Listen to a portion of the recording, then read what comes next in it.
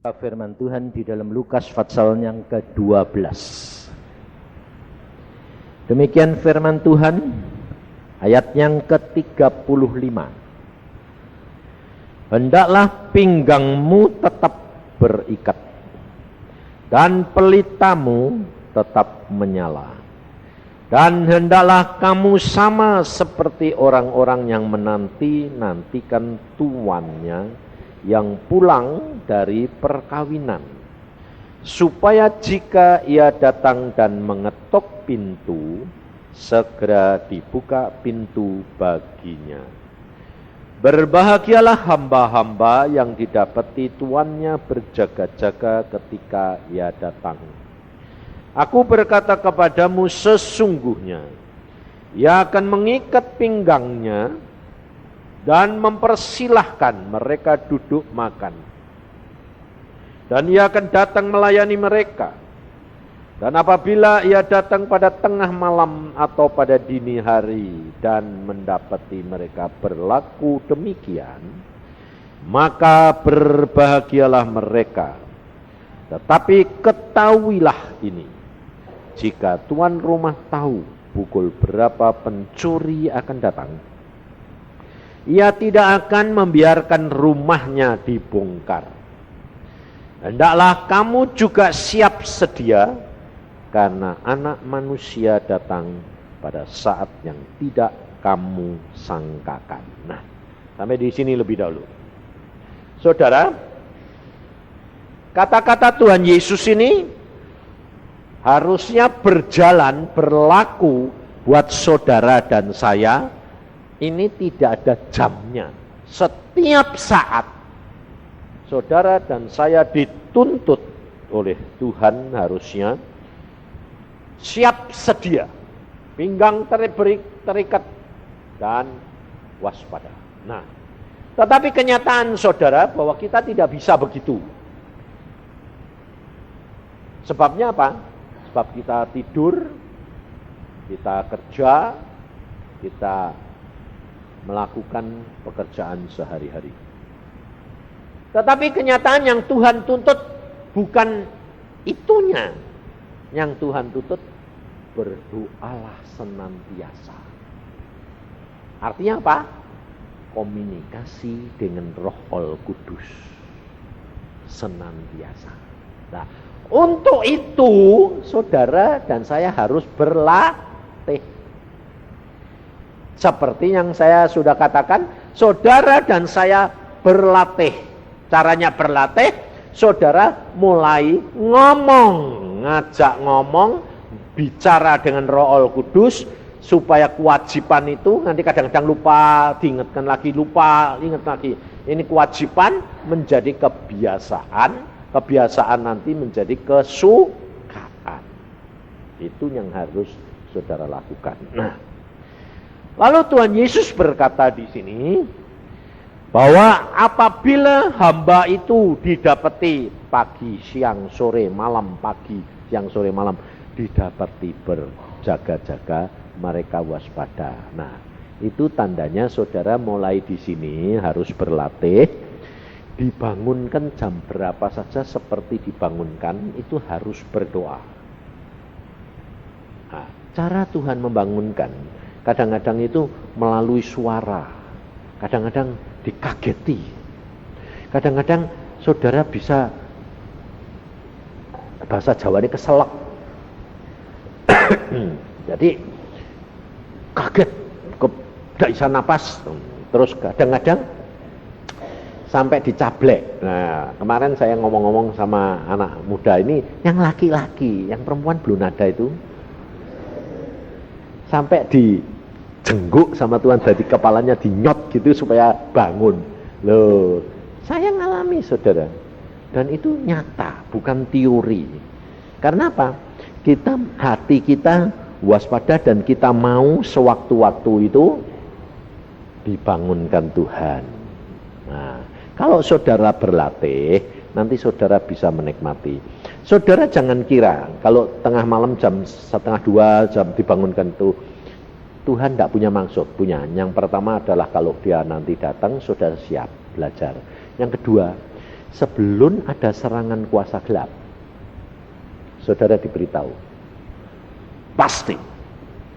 Nah, saudara harus tahu cara kerja daripada kuasa gelap.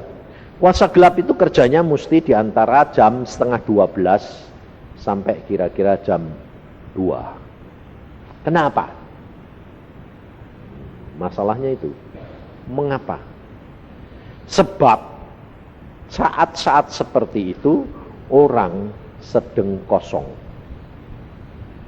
Kerja sudah terlalu lelah, lalu tidurnya paling nyenyak. Ngerti enggak? Itu yang dicari setan.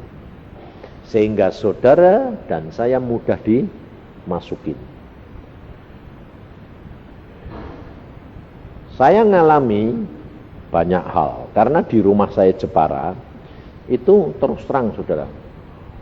Setiap hamba Tuhan, bukan orang biasa, hamba Tuhan tidur di rumah ayah saya, pasti mereka itu ketemu sama setan. Mesti saudara. Termasuk istri saya. Dia bilang gini, yang kenapa? Kamar ini sama kamar ini kok bagus, kamar ini siang. Oh ya betul, saya bilang. Di situ itu ada orangnya itu kayak orang Afrika gede gitu, hitam. Loh gue gak tahu. Aku tahu kok. Tapi dia tidak pernah ganggu aku kok. Malah dia jagai aku kok. Loh, aku tuh didatangi loh yang. Terus kamu bilang apa? Ya saya cuma tanya, loh kamu nih. Loh, aku memang masuk sini keluar sini. Loh, kok enggak kamu usir? Sudah diusir, saudara. Berkali-kali. Tapi masuk keluar. Sampai saya tanya, kenapa ini orang ini kok enggak keluar, enggak pergi-pergi? Setelah saya ngomong sama papa, saya baru tahu. Nah, yang punya rumah papa kok. Papa bilangnya apa? Loh Pak, ini kok mana? Enggak apa-apa, malah jogo. Lah ya pasti enggak mau pergi. Enggak ngerti aku kalau dari omongannya ini dituntut setan, saudara tahu? Hamba Tuhan besar dari Jakarta tidur sono, kebirit-birit saudara. Malam enggak tidur. Hamba Tuhan lagi tidur, dia bilang, "Loh, Pak, di sini kok banyak sih, Pak?" Ya, saya bilang, "Kok ada diusir?" Lalu papaku bilang, "Enggak apa-apa." Nah, karena memang enggak apa-apa kalau bagi orang yang kuat itu tidak akan ganggu. Tapi kalau orang itu lemah pasti kena. Nah, saudara, maka saudara harus jaga apa? Mulut. Dengan mulutmu engkau dibenarkan, dengan mulutmu engkau disalahkan, dituntut. Maka dari itu saudara belajar di sini adalah apa? Waspada. Saudara di sini mulai belajar tidurnya kurang, tetapi nanti lama-lama saudara menjadi biasa. Dan kewaspadaan itu luar biasa, itu saya alami. Ya saya tidur kayak apa, ada apa sedikit bangun, sembahyang. Langsung nanti kalau sudah lama-lama Tuhan beritahukan, awas ada serangan, awas ada ini. Langsung saudara tahu. Jadi enak saudara. Maka dari itu, nah kita harus waspada. Nah kita ini sudah mulai praktek untuk kamar perempuan sana ya. Mulai praktek. Nah supaya saudara nanti bisa membedakan. Ini yang kamar 13. Ya toh?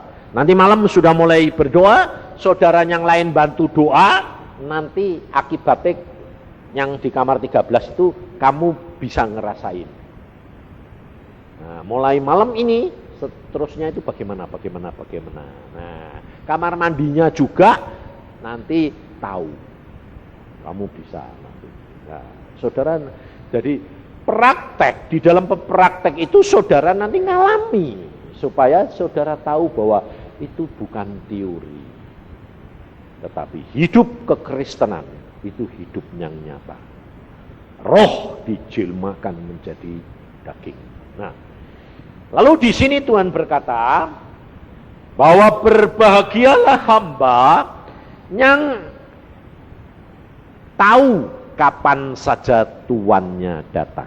Nah, sebab anak manusia datang pada saat yang tidak kamu sangkakan. Baca benar, pikir, saya tanya.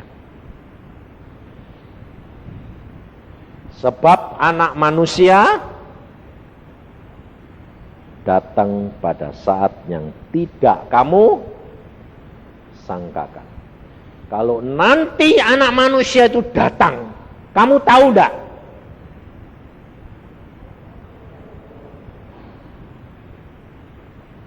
Ayo. Yang setuju tahu mana? Angkat tangan. Yang setuju enggak tahu, angkat tangan. Ayo. Terus yang lain belangko ya kamu. Ini siapa ini? Siapa namanya?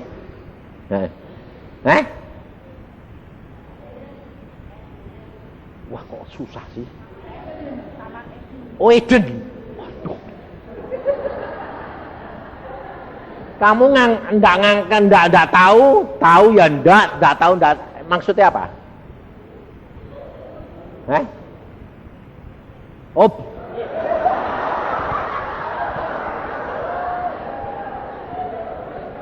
Wah, tell me deh.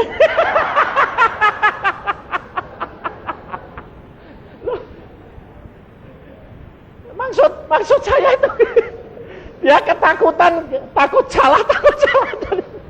Saudara enggak boleh mikir terlalu lama. Maksud saya itu sekarang ini kamu punya pengertian itu bagaimana? Kalau nanti Tuhan datang, kamu tahu enggak?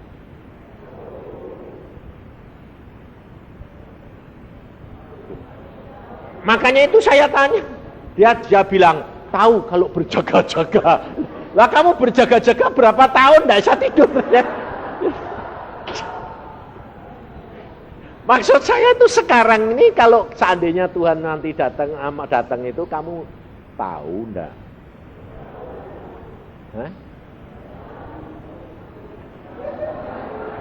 Ternyata. Nah, coba yang tidak tahu, angkat tangan. Yang tidak tahu. Terus yang tahu, angkat tangan. Dan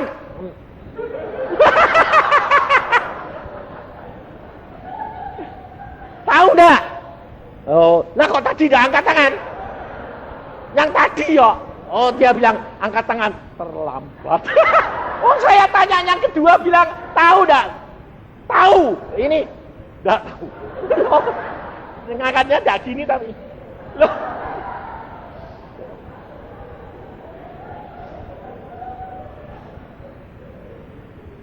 Saudara, enggak usah saya terangin dulu. Sekarang buka di suratnya Rasul Paulus supaya saudara tahu sendiri bagaimana ngambil konklusi, supaya karena ini kan belajar ya toh, supaya saudara langsung ini juga diajar mikir. 1 Tesalonika 5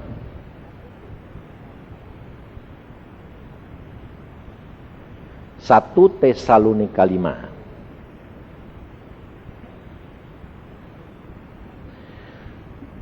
Tetapi ayat yang 1, tetapi tentang zaman dan masa, saudara-saudara tidak perlu dituliskan kepadamu karena kamu sendiri tahu benar-benar bahwa hari Tuhan datang seperti pencuri pada malam.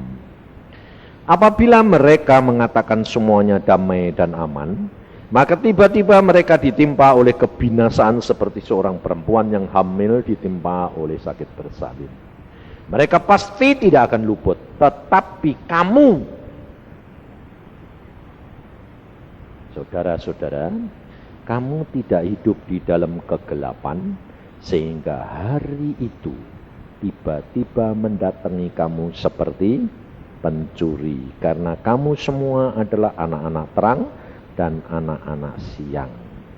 Kita bukanlah orang-orang malam atau orang-orang kegelapan. Sebab itu baiklah jangan kita tidur seperti orang lain-lain, tetapi berjaga-jaga dan sadar. Sebab mereka yang tidur waktu malam, dan mereka yang mabuk waktu malam. Tetapi kita adalah orang-orang siang. Baiklah kita sadar, berbaju jirahkan iman dan kasih, dan berketompongkan pengharapan keselamatan. Saudara sudah baca begitu? Saudara ini orang siang atau orang malam? Jadi kalau Tuhan Yesus tahu datang, kamu tahu enggak?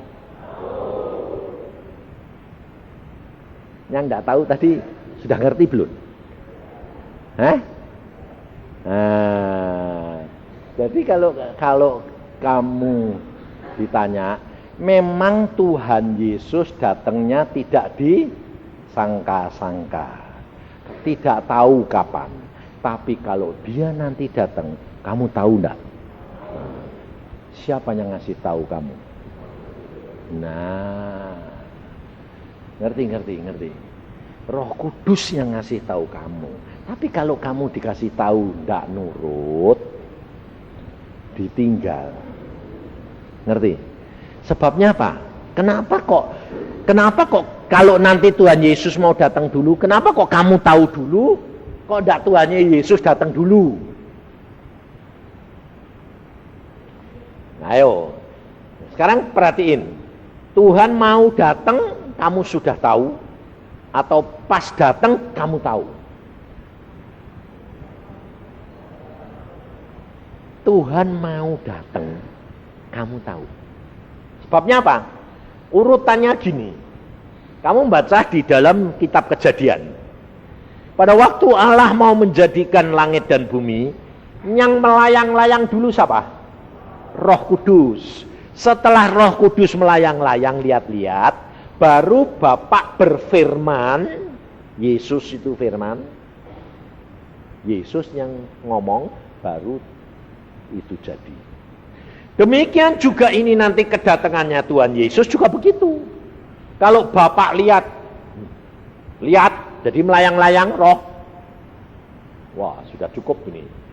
Buat penghuni kerajaan surga ini sudah gantinya setan-setan ini cukup ini nanti. Cukup dilihat cukup. Dia lihat cukup. Roh Kudus. Belum dia berfirman, Roh Kudus sudah tahu.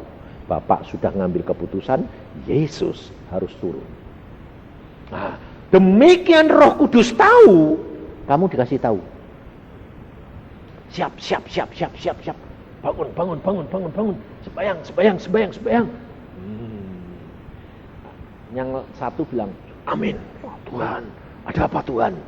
Yang satu bilang, ngantuk Tuhan. Yang satu bilang, capek Tuhan. Saudara, sebab kalau raja mau datang, rajanya datang baru bilang, kumpul rakyatku, atau rakyatnya disiapkan dulu, rajanya baru datang? Siapkan dulu. Demikian juga hamba-hamba Tuhan banyaknya bagaimana? Kumpul dulu baru dia datang, atau dia datang dulu baru kumpul?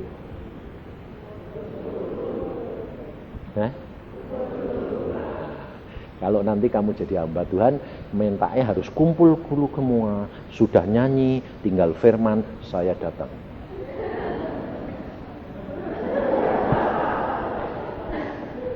Itu hamba Tuhan atau pelayan? Itu dutane Tuhan. Itu bukan pelayan. Saudara tahu? Hamba Tuhan, kalau saudara nanti dipakai Tuhan, ingat, engkau dan saya pelayan. Biarpun kamu punya predikat hamba Tuhan, sebab sekarang predikat hamba Tuhan dipakai untuk kedudukan. Kamu perhatikan, banyak hamba Tuhan sekarang datangnya mesti telat. Karena apa? Sebab dia mengambil kedudukan raja. Hati-hati saudara. Itu salah satu kelemahan yang tidak disadari, akhirnya menjadi apa? Jerat karena kesombongan. Lebih saudara. Maka dari itu saudara harus sadar selalu bahwa yang datang itu Tuhan, bukan saudara. Dan saudara dan saya dipakai menjadi alat dan hambanya. Jadi saudara mau melayani jemaat, saudara mesti tanya Tuhan, saya hamba. Tuhan ngomong apa Tuhan?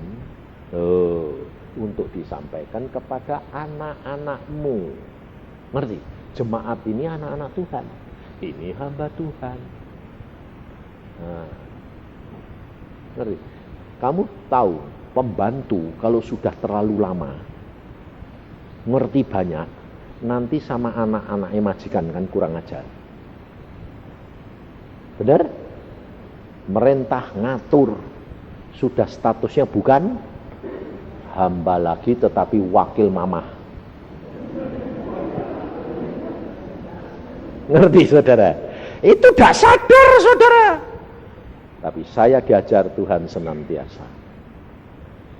Selalu datang sebelum waktunya, duduk diem, kamu tanya aku. Aku sudah hadir belum? Kamu nantikan. Makanya Alkitab berkata apa? Kalau Tuhan sewaktu-waktu datang, didapati hamba itu ada, berbahagia. Jadi ternyata kunci-kuncinya kebahagiaan menyenangkan hati Tuhan itu sudah ada, saudara. Tetapi yang kita perhatikan adalah yang enak-enak, tetapi bukan yang mendatangkan berkat itu. Maka dari itu saudara, saudara harus belajar benar-benar dan kenali Tuhan sungguh-sungguh. Pada waktu saya diajak oleh hamba-hamba Tuhan maupun anak-anak Tuhan ke Israel, saya selalu tanya. Padahal fasilitas diberi, segala diberi, tapi saya selalu bilang, Tuhan, aku pergi. Enggak, ya sudah. Padahal ya kepengen saudara pergi Israel, ya toh, lihat. Biarpun cuma sekali gitu loh. Tapi Tuhan bilang enggak, ya sudah. Saya bilang enggak, ya sudah. Tapi saudara tahu mengapa? Tuhan itu timingnya luar biasa. Demikian satu saat Tuhan berkata, kamu pergi. Loh, aku tidak ngerti lagi, sudah. Tidak ngerti kalau dikatakan pergi itu ke Israel. Cuman, kamu pergi. Loh, pergi mana? Saya bilang, ke Israel. Lah, terus bagaimana? Bikin tur sendiri. Orang berapa? 13. Jadi saya cuma ngasih tahu, yuk pergi yuk, pergi. Orang 13 kumpul. Nah, pergi sendiri Pak. Ya, yuk pergi sendiri. Udah, sampai sana. Saudara tahu, luar biasa. Sebab apa? Kita pergi ke sana dituntun Tuhan luar biasa. Ternyata ibu-ibu yang dulunya itu, waduh, ibu profesor, ibu siapa itu, pulang dari sana saudara, suaminya jadi tobat semuanya. Kenapa? Pulang dari sana ibu-ibu berubah semua, seperti pakai baju baru, melayani, mengasihi. Saya sampai heran, ini nyonya ini dulu gualake kayak gitu itu. Cuma 2 minggu loh saudara, pulang berubah. Suaminya profesor doktor sampai nanyai saya, ayo Sa, di sana ngapain? Di sana kamu didik kayak apa toh? Kok kamu kok luar biasa, didik perempuan kayak model kayak gitu kok cuma 2 minggu kok sudah kayak orang dibalik gitu. Aku bilang enggak didik, ngurusi istrimu kayak ngurusi macan betina. Nah kok bisa berubah? Enggak tahu, saya bilang. Enggak tahu. Hanya tiap malam kumpul sembahyang. Pagi mau pergi sembahyang. Mudah saudara. Tapi luar biasa. Kerja itu Tuhan dewek. Dasar. Lihat kita hidup. Saya sama istri saya. Hanya dia lihat saya hidup sama istri saya. Istrinya itu kayak orang di tiap jalan tiap pergi itu kayak orang dikasih pelajaran sama Tuhan. Tuh lihat, itu kamu bagaimana, Jadi dia pulang berubah sama sekali. Saudara tahu? Dan saya pas capek-capeknya. Saat mimpin begitu tuh capek loh saudara. Sebabnya apa? Ini saya mesti ngontrol satu-satu. Roh saya itu mesti berdoa. Saya bilang, terima kasih Tuhan, cuma 13 termasuk saya. Kalau suruh ngontrol gini setengah mati loh Tuhan. Saudara tahu? Setengah 4 dibangunin Tuhan. Ini mata lengket saudara, sebab jam 12 baru tidur. Capek lah kaki ini. Kalau ke Israel kan jalan terus. Jam setengah 4 bilang, bangun. Aku bilang, ngantuk Tuhan. Ini tidak mau melek, aku bilang. Terus Tuhan datang lagi bilang, masakan yang kedua. Perhatikan, Tuhan kalau membangunkan kamu atau datang kepada kamu, kalau berfirman kepada kamu, kalau mau ada apa-apa kepada kamu, kamu cuma dikasih kesempatan 2 kali. Maksud saya bukan 2 kali tok, enggak.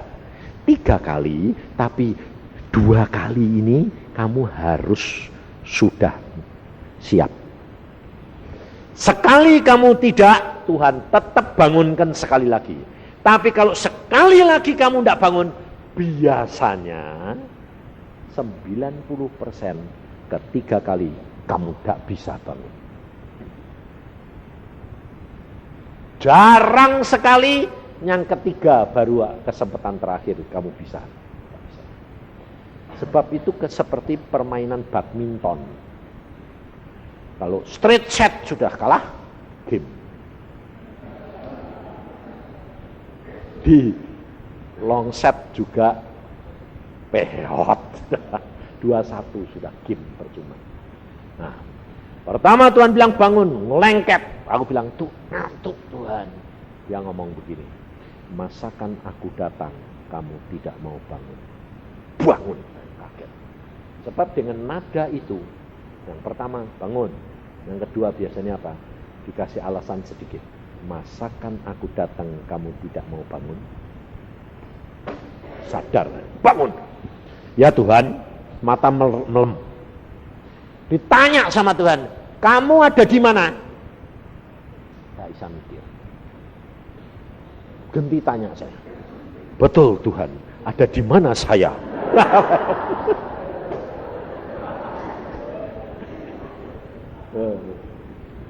Jadi beda sama siapa tadi? Eden. Kalau dia tidak mikir, belum mikir. Kalau saya tidak, langsung tanya kembali. BNDS yang mikir. Saya bilang, ya Tuhan, di mana? Dia jawab, saudara, rendah hatinya Yesus. Dia bilang, kamu di Yerusalem. Oh ya, betul Tuhan, di Yerusalem. Seperti aku, kata Tuhan, menemui Salomo, aku menemui kamu. Bayangin saudara.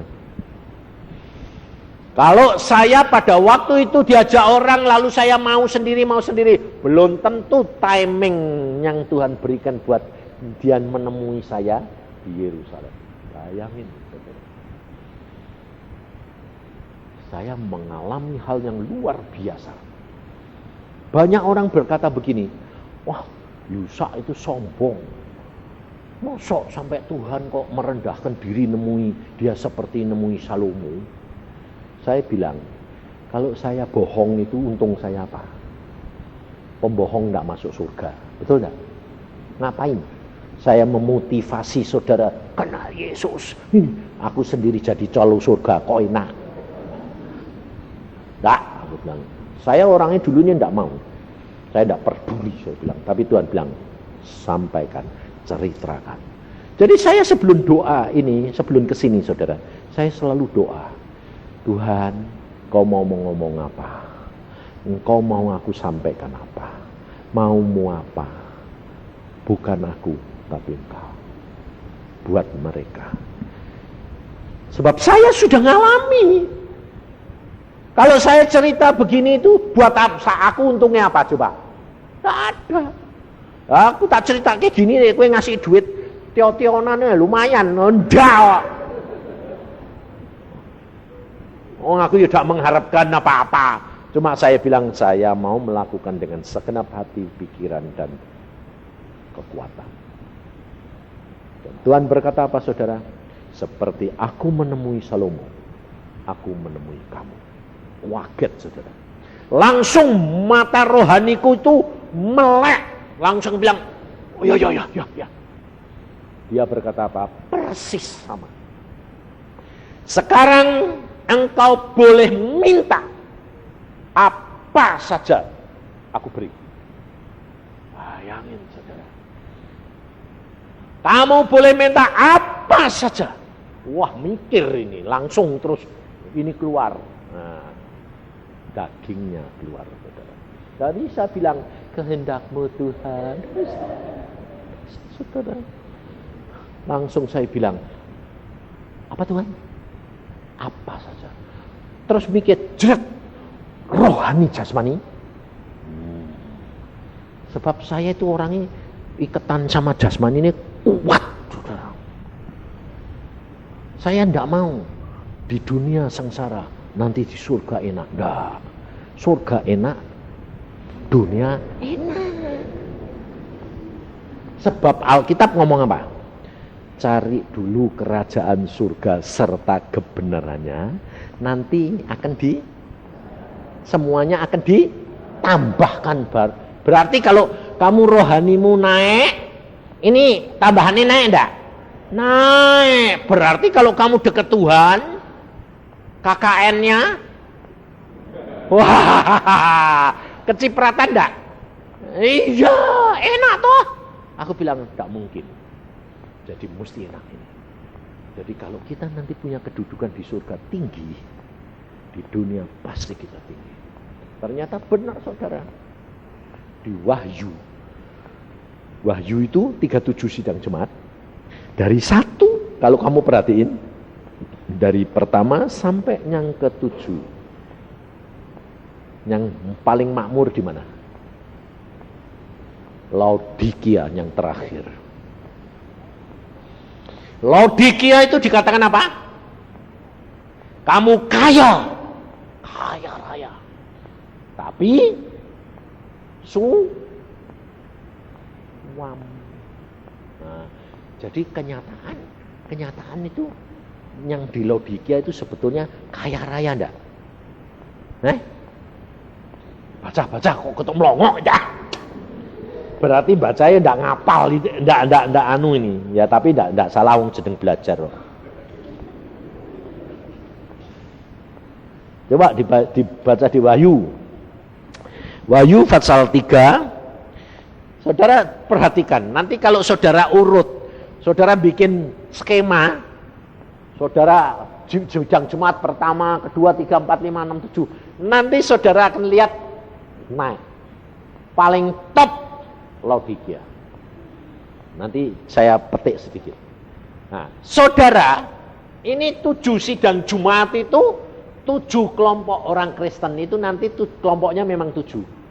Berdasarkan watak perangai kamu dan jatah kamu, itu kamu nanti tahu. Kamu di tempat 1, 2, 3, 4, 5, 6, 7. Saudara tahu. Saya tahu, saya di mana kelompoknya. Saudara tahu. Tuhan itu luar biasa. Nah, yang paling tinggi adalah Laodikia. Dan tuliskanlah kepada malaikat jemaat di Laodikia, inilah firman dari Amin, saksi yang setia dan benar, permulaan dari ciptaan Allah. Aku tahu segala pekerjaanmu, engkau tidak dingin dan tidak panas. Alangkah baiknya jika engkau dingin atau panas. Jadi karena engkau suam-suam kuku dan tidak dingin dan tidak panas, aku akan memuntahkan engkau dari mulutku. Karena, perhatikan ayat ini. Engkau berkata, aku kaya. Aku telah memperkayakan diriku dan aku tidak kekurangan apa-apa. Dan karena engkau tidak tahu bahwa engkau melarat dan malang dan miskin, buta dan telanjang, maka aku menasihati kamu supaya engkau membeli daripadaku emas yang telah dimurnikan dalam api, agar engkau menjadi kaya dan juga pakaian putih, supaya engkau memakainya agar jangan kelihatan ketelanjanganmu yang memalukan, dan lagi minyak untuk melumas matamu, supaya engkau dapat melihat. Barang siapa ku kasih, ia ku tegur dan ku hajar. Sebab itu relakanlah hatimu dan bertobatlah. Lihat, aku berdiri di muka pintu dan mengetok. Jikalau ada orang yang mendengar suaraku dan membukakan pintu, aku akan masuk mendapatkannya dan akan makan bersama-sama dengan dia dan ia bersama-sama dengan aku. Barang siapa menang, ia akan kududukkan bersama-sama aku di atas tahtaku, sebagaimana aku pun telah menang dan duduk bersama-sama dengan Bapakku di atas tahtanya. 7 sidang Jumat yang lain tidak ada yang diajak duduk di atas tahta. Berarti memerintah bersama dengan Tuhan Yesus enggak? Raja enggak? Hah? Tapi dia di dunia kaya enggak? Hah? Kaya, dia bilang aku kaya. Justru dia merasa dirinya kaya, dia suam, dia tidak sadar. Saudara, tingkat ini yang tertinggi. Jadi sebetulnya anak-anak Tuhan itu di dalam Yohanes 10 bilang apa? Aku datang untuk memberikan domba-dombaku hidup berkelimpahan. Betul, saudara. Tapi masalahnya sekarang kelimpahan yang diukur buat saudara dan saya berbeda. Saudara di tingkat mana? Waktu saya ini sharing sama teman saya baik pendoa, kaya di sini. Dia berkata, aku baru ngerti Pak, bekas main kebatinan, kuat sekali. Terus aku bilang, kamu baca Wahyu, kamu nanti tahu kedudukanmu di mana. Dia bilang apa? Saya tahu. Wah, kedudukanku cuma yang sidang Jumat yang kedua. Di mana kamu? Di kedua. Suruh menderita 10 hari. Bayangin, saudara. Jadi tahu, saudara. Nanti kalau saudara belajar firman, saudara akan tahu kedudukanmu di tingkat berapa. Saya tahu. Iin di mana, Denny di mana, Semi di mana, saya di mana.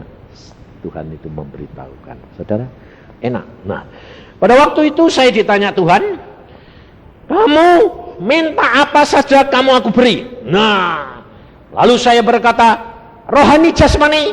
Ya. Nah, demikian Tuhan bilang ya. Yang tak pikiri rohani dulu apa jasmani dulu? Jasmani. Nah, dari situ saudara nanti tahu bahwa kamu masih daging. Tuhan itu sabar, saudara. Saya bilang, oke Tuhan. Saya mulai mikir, kalau aku jadi penginjil, mesti kaya. Kalau kaya kan enak, memberi. Wah, orang diberi nurut. Ya toh? Terus bijaksana, punya hikmat. Wah, punya ini. Wah, tak tulisi semua, saudara. Tuhan itu lihat saya gitu tuh, mikir dan jabarin satu-satu tuh, dia mesem aja dia. Itu, saudara. Ndak marah, ndak jengkel. Setelah saya susun jasmaninya, rohaninya tak susun. Punya karunia nubuat, membangkitkan orang mati, membuat mujizat. Wah, bayangin saudara.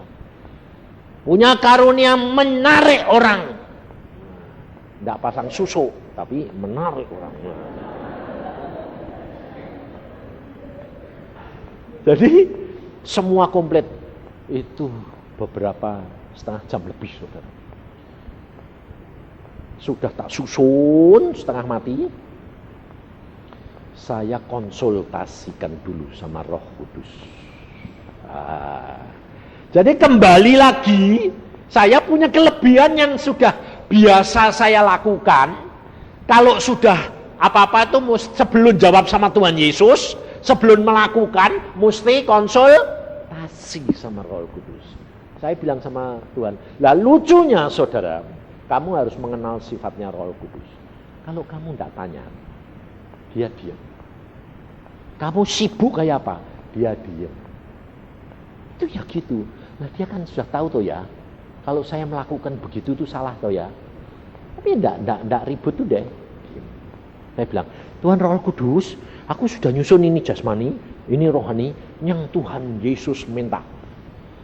Tawarkan. Roh Kudus malah gini. Yang kamu tulis, yang kamu apa itu, buat apa? Loh, ditawarin loh. Lah ya, coba dipikir yang jelas, yang tenang. Mikir apa? Yang didik kamu siapa? Tuhan. Yang nawarin kamu siapa? Tuhan. Yang manggil kamu siapa? Tuhan. Yang memampukan kamu siapa? Tuhan. Yang menjagai kamu siapa? Tuhan. Yang melindungi kamu siapa? Tuhan. Pikir. Kalau segala-galanya Tuhan. Pikir. Saya pikir ya. Lalu Tuhan mengatakan hubungan bapak sama anak. Ngerti saya saudara. Kalau saya nyenengkan hati ini papa, apa saja yang papa punya dikasih saya. Betul? Kamu tidak usah minta. Malah disediani. Tapi kalau kamu minta, sekedar kamu yang diberi, yang kamu minta diberikan. Oh, sebagian aku tadi nyusun ini percuma toh Tuhan. Nah, buat apa? Oh, kalau gitu cuma minta satu ya? Ya, apa? Menyenangkan hati Tuhan. Oke. Saya bilang, Tuhan Yesus, aku cuma minta satu. Tuhan ini mesem. Tuhan ini bilang gini. Ya, oke. Loh, engkau kok mesem? Sudah tahu ya? Tuhan bilang apa? Aku sudah tahu. Tapi untuk kamu harus mengucapkan. Karena dengan mulutmu kamu dibenarkan, diselamatkan. Karena dagingmu mengaku dengan mulutmu. Oke. Minta cuma satu Tuhan, apa? Menyenangkan hatimu. Tidak sampai di situ tok loh, saudara. Perhatikan. Sebab kalau kamu bilang menyenangkan hatimu, tok, mantok itu tok. Bisa kadang-kadang. Bisa setahun sekali. Saya bilang menyenangkan hatimu Tuhan. Terus dipancing. Apa? Setiap saat. Tahu? Saya bilang setiap saat. Jadi kalau setiap saat ada waktu luang enggak? Tidak. Sampai mati sekalipun tidak ada. Sampai nanti di surga. Lalu Tuhan berkata dan dia manggut-manggut sama ketawa gini. Berbahagialah hambaku. Kalau engkau minta karunia, mujizat kesembuhan, kamu akan jatuh karena mujizat dan kesembuhan. Loh, kenapa Tuhan? Kamu jadi sombong dengan tidak sadar. Coba saudara, kalau engkau dipakai Tuhan, doa sembuh, dimintai orang doa sembuh. Lalu ada orang datang sekali waktu, saudara tidak sadar, Pak doain dong Pak. Kamu jawabnya apa? Jangan khawatir, nanti tak doake, pasti sembuh. Betul enggak? Nah? Tidak sadar ini ngomong enggak? Sombong. Tuhan berkata, kalau kamu ngomong begitu, itu berarti kamu yang punya kuasa, bukan Tuhan. Padahal kamu cuma diberikan wewenang mencuri kemuliaan Tuhan. Waduh, susahnya. Lalu Tuhan berkata apa? Kalau engkau aku beri kekayaan Dengan kamu tujuannya baik untuk memberi supaya orang itu kamu bawa gampang kepada Tuhan, kamu akan jatuh karena kekayaanmu. Karena kamu akan melihat orang lain yang meringankan, memandang ringan, memandang ringan orang yang kecil. Dan kamu akan jatuh karena kekayaanmu. Tetapi kalau engkau minta menyenangkan hatiku setiap saat, engkau tidak bakal jatuh. Karena aku yang memberikan kamu kemampuan, bukan kamu. Saudara, wah, itu sudah dulunya tuh capek, ndak bisa tidur, ndak bisa melek, jadi biar sampai ndak bisa tidur. Wah, senangnya luar biasa, luar biasa. Saya bilang, Tuhan, untung timingnya tepat. Coba ndak aku kehilangan berkat kayak gitu. Bayangin saudara, menyenangkan hati dia. Makanya pada waktu pulang, saya dengar setelah saya khotbah kemana-mana, Niko bikin nyanyian, menyenangkan. Aku bilang, wah Tuhan luar biasa. Nah, sekarang saya tanya, nyanyian Niko bilang apa?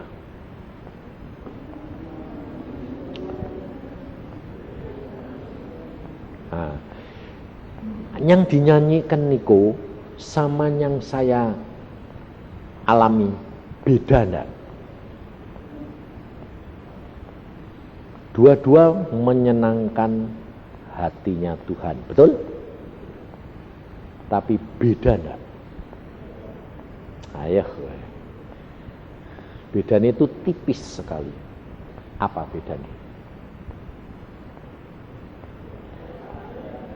Nah, yang ayo, pikir. Sebab ini hikmat ini luar biasa. Yang satu aku mau, yang satu karunia, yang satu usaha kita. Ngerti saudara? Sama kata-katanya, hampir sama, tapi tidak sama. Yang satu aku, yang satu anugerah. Pemberianmu, bukan aku. Aku tak bakal bisa menyenangkan hatimu kalau tidak engkau yang ngatur, memberikan dan mengaruniakan. Tuhan berkata, kamu tahu bedanya di mana? Itu kerendahan hati. Baliknya ke situ, saudara. Karena Tuhan berkata, dengan kerendahan hati, kamu akan mendapat segala-galanya. Maka Tuhan berkata, belajarlah kepadaku, karena aku rendah hati dan lemah lembut. Makanya Tuhan berkata apa? Aku tidak dapat mengerjakan apa-apa. Aku lihat Bapa mengerjakan. Makananku adalah mengerjakan pekerjaan Bapakku, bukan aku. Aku hanya mengerjakan apa yang Dia mau. Saudara, bayangin. Waduh, saya suka cita luar biasa, saudara. Sepanjang hari itu, wah luar biasa. Kemudian kita pergi, saudara. Pergi kemana? Ke tempat sumur yang dibuat oleh salah satu raja, lupa saya, Raja Hizkia apa, untuk reservoir nanti kalau diserang sama raja-raja lain. Sumurnya itu dalam, terapnya itu 185, dalam sekali. Dan gelap, saudara, gelap gulita.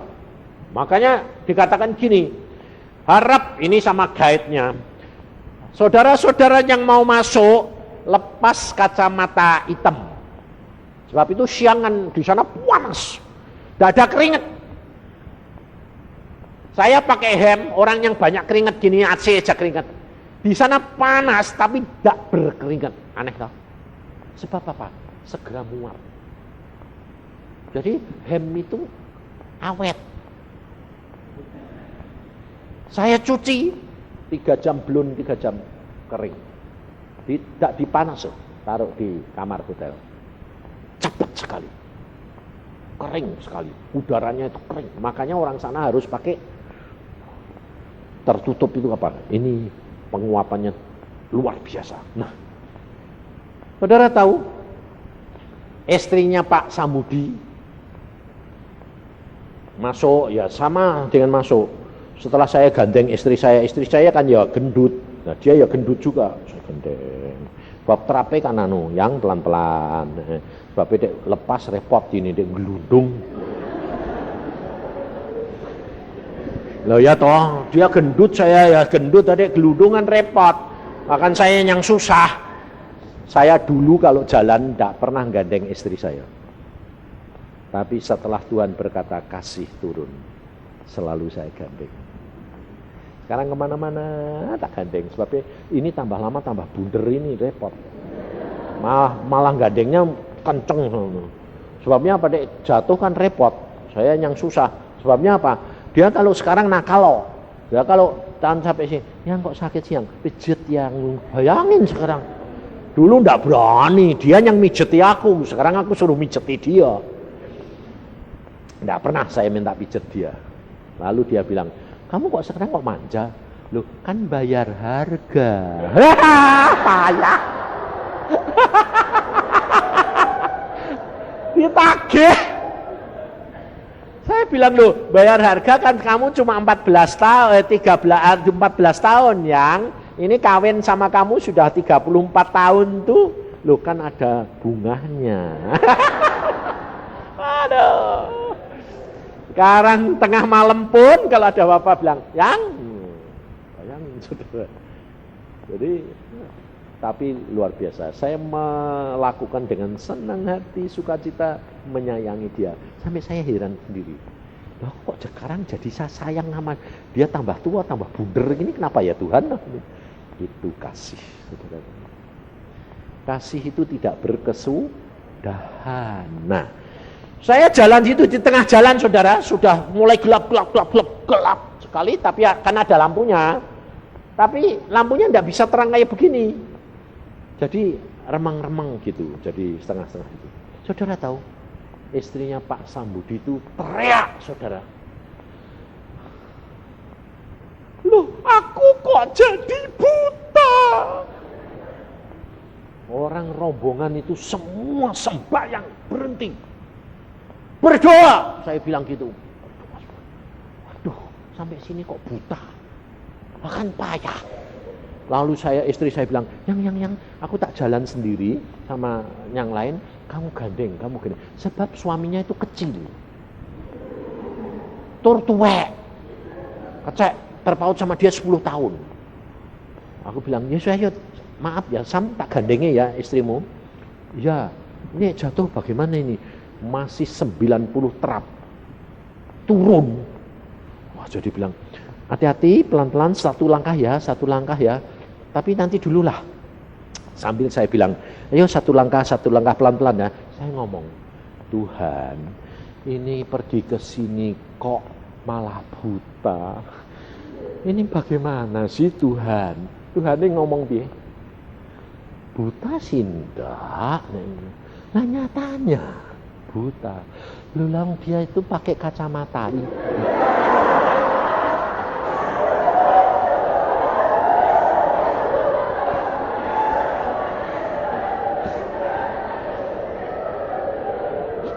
Saudara, saya tidak tahu kenapa.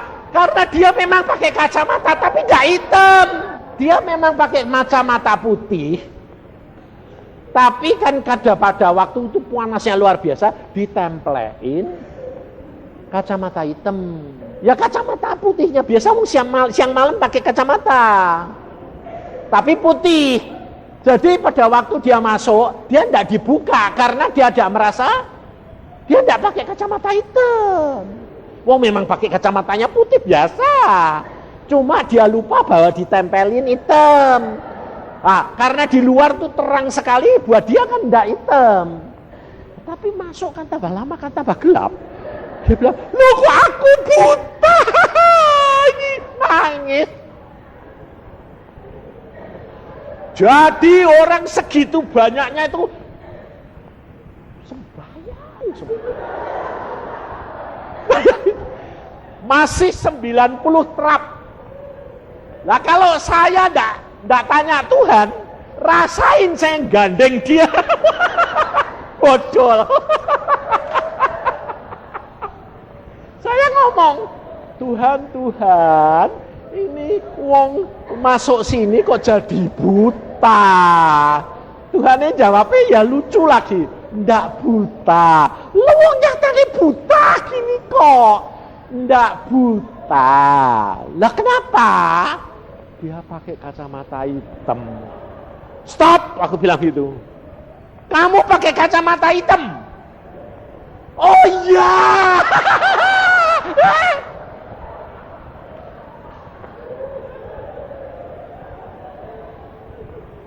Jadi di ruangan itu sesaat itu langsung kayak di sini. Wah, puji Tuhan.